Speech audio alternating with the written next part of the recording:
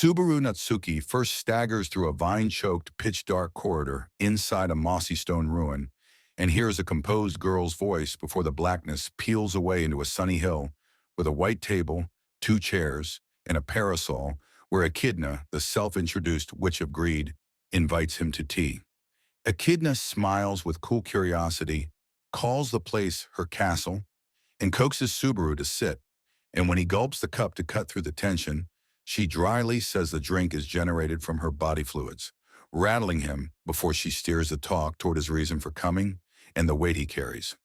Subaru, keenly aware of the danger from her calm but overwhelming presence, matches her words with flippant honesty to stay centered, and the tea party ends with the sense that Echidna is testing him while pointing him toward a path of answers inside the tomb. Away from that uncanny meeting, the timeline settles on the aftermath of the White Whale and Witch Cult battle, as Subaru and Emilia return from the capital with sleeping Rem in a carriage and stop at Crush Karsten's estate, where a memory-lost yet noble Crush encourages Emilia to walk straight on her path and not live in shame. Emilia's worry about being a silver-haired half-elf shows in her trembling voice, but Crush's handshake and words about the worth of the soul resting in one's actions steady Emilia's heart and affirm mutual respect, even as they remain rival candidates. Subaru, thanked by Crush, declines to wallow in regret while thinking of Rem, and receives Patlash, the black land dragon who bonds unusually well with him, as Otto Suwin, the plucky, talkative merchant, prepares to drive the dragon carriage back toward the Mathers domain. On the road, Emilia notices Subaru's gentle care for Rem and asks him to tell her about the girl whose existence nearly everyone has forgotten, and Subaru shares 2 months' worth of memories, speaking simply while Emilia listens in silence broken by soft questions. The carriage laughter with Otto briefly lifts the air, but when they reach Earlham village, it is empty, and Subaru and Emilia realize Ram and the evacuated villagers haven't returned even though the sanctuary is supposed to be only 7 to 8 hours away. Subaru suspects a serious problem at the sanctuary and decides they should first reach Roswaal Manor to rest Rem properly and search for clues, asking the anxious villagers to wait for news while dragging a fretful Otto along. At the manor's great doors, the pair are stunned when they are politely welcomed by Frederica Bowman, a tall, refined maid with emerald eyes and noticeable fangs, who returned early from leave at Roswaal Mather's order and learned recent events from a letter that Ram left. Subaru blurts an unkind, scary face, gets scolded by Emilia, and kneels to apologize, after which Frederica good-naturedly accepts and then recognizes sleeping Rem only as the spitting image of Ram, proving she lost all memory of Rem like the rest of the world did. Subaru carries Rem to her emptied room that looks like an impersonal guest space again, tucks her in himself, and hears from Frederica that Roswaal sent away most servants before the royal selection, leaving only Ram, and likely Rem, while Frederica was tasked to tidy the Lord's personal affairs before taking leave. Pressed about Roswaal's countermeasures against the witch cult, few of which were visible during the domain's crisis, Frederica says Roswaal truly trusts only two, Ram and the great spirit librarian of the archive of forbidden books inside the mansion. Subaru follows that clue and finds a door to Beatrice's sealed archive open, where Beatrice sits with a book in her lap, and he demands straight answers about Roswaal's planning. The gospel he took from Petalgoose Romani Conti and the term witch factor that he barely understands. Beatrice trembles at Petalgoose's bloodstained gospel, murmurs juice, then refuses to be a convenient answer machine, insists the path to all Subaru's questions lies in the sanctuary, and uses passage to eject him, leaving him fixated on the sad look he glimpsed in her eyes before the door slams. Emilia, who suspected Beatrice might not speak, had already pressed Frederica, who admits she was told to disclose as little as possible, but feels wrong hiding everything from Emilia and Subaru, and she agrees to explain how to enter the sanctuary. Subaru braces to be told to stay behind, but Emilia surprises him by asking him to come along, saying plainly that she needs his strength and would worry if he were not there, flipping the switch in his heart and joining them in a clear resolve to head to the sanctuary together. This decision sets the caravan in motion again, tying the mansion's mysteries, the sanctuary's barrier, and Beatrice's refusal into a single destination that promises explanations. Frederica convenes Subaru, Emilia, and Otto in the hall, and after a gentle, teasing exchange about Emilia's warm praise for Subaru, explains the route to the sanctuary of Clemeldy and warns them to be wary of a powerful figure named Garfiel Tinsel. Petra Lady, a bright 12-year-old villager hired as an apprentice maid to help Frederica, shyly brings Subaru to Rem's room for a farewell, then gives Subaru a white handkerchief, a local charm to wish a traveler's safe return, which he ties around his wrist as a small promise to come back alive. Frederica then presents a blue crystal necklace that will let them pass the forest barrier, saying the dragons are instructed to lead the way, and quietly grips Emilia's hand to repeat two cautions. Take care of the sanctuary and be mindful of Garfiel. Puck's absence worries Emilia, and as the carriage rolls into deep woods, she confesses she still feels the pack's link, but has not seen him for days, leaving her anxious yet determined to rely on minor spirits if needed. Subaru cracks a joke about his rattling insides, while also promising to protect her, and Emilia corrects him about the sacredness of vows and pacts, reminding him to treat promises with respect, a point that makes him bow his head in contrition as they reconcile fully from their earlier quarrel. The conversation turns to Frederica's constraint by vow, and while Subaru grumbles about half-truths, Emilia insists that sacred pledges are not to be bent, even when inconvenient, because trust is built on people upholding promises even when no one is watching. Just as the forest thickens, the crystal in Emilia's pocket flares blue, bathing the carriage in light, and Emilia abruptly collapses, prompting Subaru to snatch the crystal in panic, only for its radiance to engulf him and rip him away from the carriage. He blinks into an unfamiliar forest, realizes this was likely a teleport effect, not unlike Beatrice's passage, and sprints after a doll-like elf girl with rose-colored hair and long ears, who appears and then flees silently through the trees. Subaru loses her at a primitive mossy ruin that looks like a tomb, steels himself, and enters the dark corridor, hugging the vine-clad wall until the world thins to breath, heartbeat, and footfalls. Then a cool, amused girl's voice praises his tenacity before the blackness opens onto Echidna's grassy castle again. On the hill, Echidna sparkles with curiosity at how Subaru sits with her unflinching despite the danger. She notes most would vomit in her presence while he only quips he's used to danger, then drinks her tea and complains when she calls it body fluids. Subaru asks where he is and when he was moved, and Echidna answers that he was not moved through space so much as invited into her domain for a talk, making clear as she is dead, yet still thinking and collecting knowledge. As their exchange ends, the sense hardens that Echidna cares about his choices as data, that the ruin is her tomb, and that the trial inside measures one's past and resolve, setting Emilia and Subaru on a collision course with what they would rather avoid. Meanwhile, Otto wrestles the reins when a fanged blonde youth ambushes the carriage, declares himself stronger than their land dragon, and casually flips Patlash aside before flicking Otto unconscious with a single finger. Subaru, freshly returned to the carriage after his teleport detour, throws himself between the assailant and Emilia and shouts that they are with Roswaal and Frederica. The man halts a breath short of Subaru's nose, scowls, and finally says he is Garfiel, a name Subaru recognizes from Frederica's warnings. Emilia bolts awake, steps in front of Subaru, and glares, only to calm down when Garfiel insists he already knows of Lady Emilia, and then arrogantly calls himself the world's strongest. A claim that sounds absurd until his effortless strength a moment ago is remembered.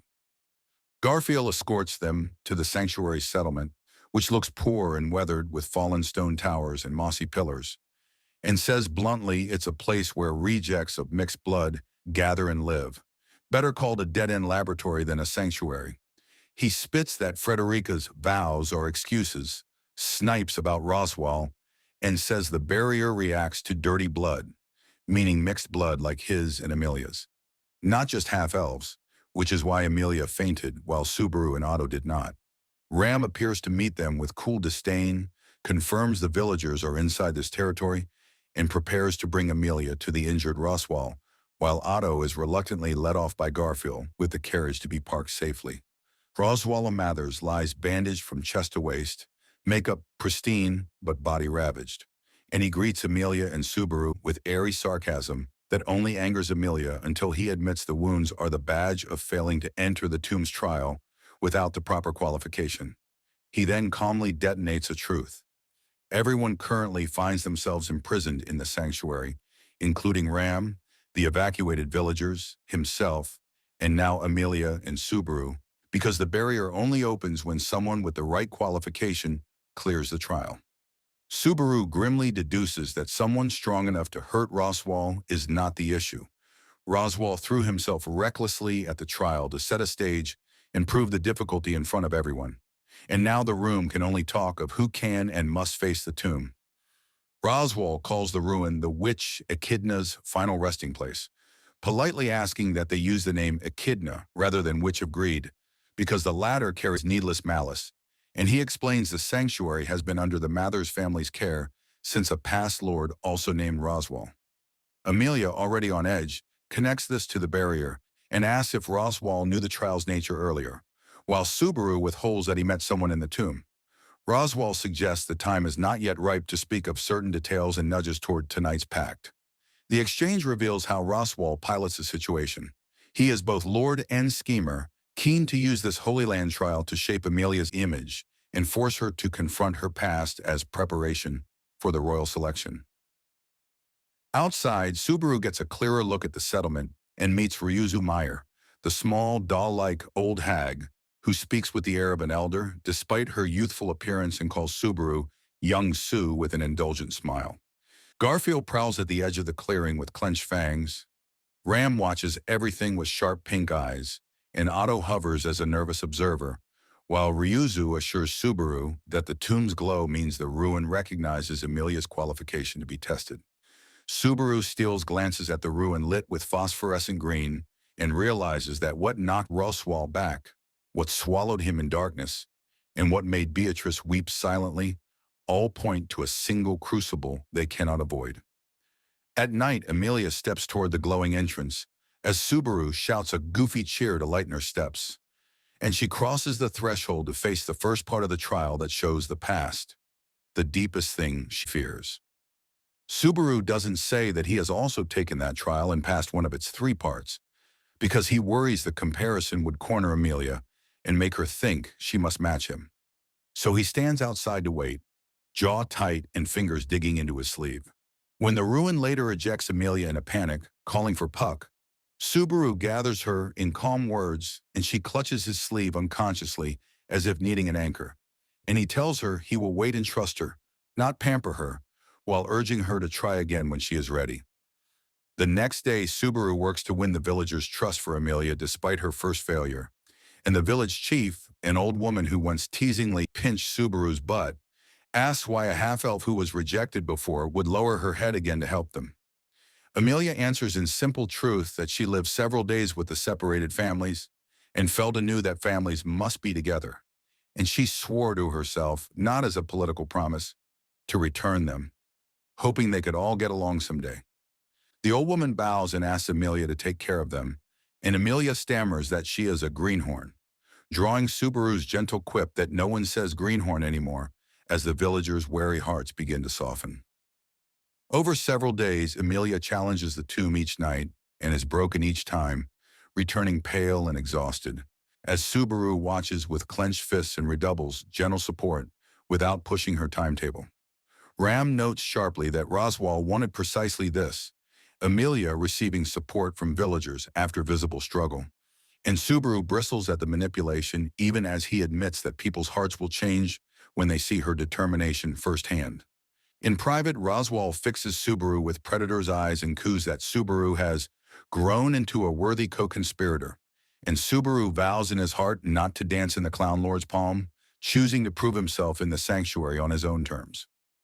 When Emilia wakes after one failure with her hand still on Subaru's sleeve, he jokes to break the tension and asks if she wants to rely on him for everything, which she denies with a red face while still clutching him, then asks how he knew the trial showed her past. He lies by omission that Roswaal told him it's in 3 parts and the first is the past, while he keeps silent about his own trial so as not to weigh on her. And he suggests that being touched from outside seems to wake a challenger, words that even he cannot trace to their source. Emilia decides on her own to keep challenging nightly, refusing to disappoint the villagers or the people of the sanctuary, while Subaru offers a plan to ease the pressure. He will personally escort the villagers out once it is allowed, so she has less on her shoulders. Garfield's posture toward Emilia oscillates between grudging respect and sharp derision, and when tensions spike, he boasts again that he is the world's strongest, only for Ram to smash him with a tray and call him stupid for picking a fight with Emilia, while also confirming he was not the cause of Roswaal's injuries. Ryuzu, watching like a kindly grandmother in a child's body, tells Subaru that the tomb welcomed Emilia and that he should not worry she will bounce off as Roswaal did, which helps Subaru breathe again as he renews patience for a long push. With each night's failure, Emilia's strength looks thin, but her resolve gets clearer, and Subaru shifts his role from rescuer to believer, choosing words that protect her pride rather than offering substitutes that would steal her growth. During the day, Subaru visits Roswaal and bluntly says he's secured an alliance with Crush Karsten, prompting an uncharacteristically sincere, truly from Roswaal, before the Lord drifts back into suggestion and evasions about packs and timing. Subaru asks about Beatrice's cryptic claim that all answers are in the sanctuary and watches Roswaal's face twitch at her name before the jester masks himself again, confirming Beatrice matters to him in ways he carefully hides. Subaru leaves that room more certain than ever that Beatrice's sorrow, Roswaal's plan, and the tomb's trial intersect, and he decides his next steps must keep Emilia safe, test Garfield's temper, and protect the mansion side simultaneously. 3 days later, Subaru persuades Garfield to let the Earlham villagers return without holding them as hostages, since Emilia cannot leave until she clears the trial, and thus the villagers have no value as leverage anymore. And Garfield grudgingly agrees. Subaru and Otto arrange a convoy of 7 dragon carriages with around 50 villagers and merchants to return to the village at the sanctuary's edge, intending for Subaru to check the mansion and come back by the next day to support Emilia again. Ram slips in with a parting warning that not everyone in the sanctuary wants liberation, and that Frederica may be tied to those who prefer the status quo, although she also insists Frederica would never harm a new worker like Petra, which leaves Subaru wary but marginally reassured. In a private talk bristling with quiet challenge, Garfield proposes that if Subaru is qualified, Subaru should take the trial in Emilia's place and lift the barrier for the mixed-blood residents, since they don't care who does it. Subaru, who has in fact already passed one of the 3 parts, refuses because it would erase the meaning of Emilia's struggle, though he admits he is tempted every time he sees her stagger back from the tomb. Garfield snorts that Subaru is selfishly wanting Emilia to overcome her past so he can soothe his own feelings, then unexpectedly tosses Subaru a blue crystal necklace like Frederica's, and says to show it to Frederica in a pinch, a gesture that hints at tangled family blood without opening the wound. Subaru loads Patlash, checks the handkerchief tied at his wrist from Petra, and thinks through his priorities with a pained jaw. If something is wrong at the manor, Frederica can likely fend for herself, but Rem and Petra are defenseless, so Rem's room must be his first stop. Emilia insists she will continue the challenge that night, and Subaru asks her to consider resting if needed, but she shakes her head and repeats that she cannot disappoint those relying on her. Subaru nods and promises to be back by tomorrow to watch the entrance for her. With a final exchange of trust, "I'll handle the villagers in the mansion. I trust you, Subaru." He sets off with Otto toward the Mathers mansion at dusk, while Emilia turns toward the grave green glow once more. On the road, Otto frets about being dragged into strange situations, but he still jokes weakly and keeps pace as a dependable partner who knows his limits, while Subaru alternates between banter and silent, grinding worry about Petra, Beatrice, and especially the sleeping princess. Subaru remembers Ram's message from earlier. Roswaal said, "Ask your questions," and that once Beatrice hears that, the situation will change, and wonders if Roswaal is setting him up again or throwing him a lifeline that requires the sanctuary's answers to unlock. He rides the thought like a burr under his skin, determined to be the one who decides how to use such packs, not the one who is used by them. Subaru and Otto arrive at Roswaal Manor at dusk, under an orange sky, slip through an unlocked front door, and step into a silent entry hall where even the land dragon outside sounds nervous in the hush. As they move inward, Subaru freezes at a bizarre sight. Every door in the corridor is flung wide open, each room impeccably tidy, yet empty, like someone deliberately exposed the house's insides while touching nothing else. The emptiness feels wrong and predatory rather than abandoned, and Subaru's survival sense, honed by too many close calls, shrieks that something is inside the mansion, watching and waiting. He calculates what to do and who to check first with a chest like a drum, and despite knowing he should fetch allies, his feet go to the east wing where Rem's room is. Because if there is an intruder, then Rem is the most defenseless target. He rehearses excuses even as he hurries. Frederica can fight, Petra is brave but small, Rem cannot move, and decides he must look with his own eyes before he runs, because any second might matter. He grips Petra's handkerchief around his wrist and the blue crystal in his pocket like anchors, breathes deep, and pushes farther into the silent mansion as the last light slips from the windows. Every open door along the way yaws like a warning. The floor is immaculate but cold, and he imagines a dreadful choice if the worst is true. Who to save first, who to reach in time, who to entrust to fate, while forcing himself not to freeze. He reaches the corridor's end where Rem's bedroom waits, his pulse uneven and steps taut, ready to throw himself through the door and gamble that he is not already too late. In that breath before action, the whole arc knots together around him. The sanctuary's barrier, Emilia's trial, Beatrice's sorrow, Roswaal's schemes, Garfiel's challenge, Frederica's vow, Petra's charm, and Subaru puts his hand to the final door, choosing to face whatever is inside.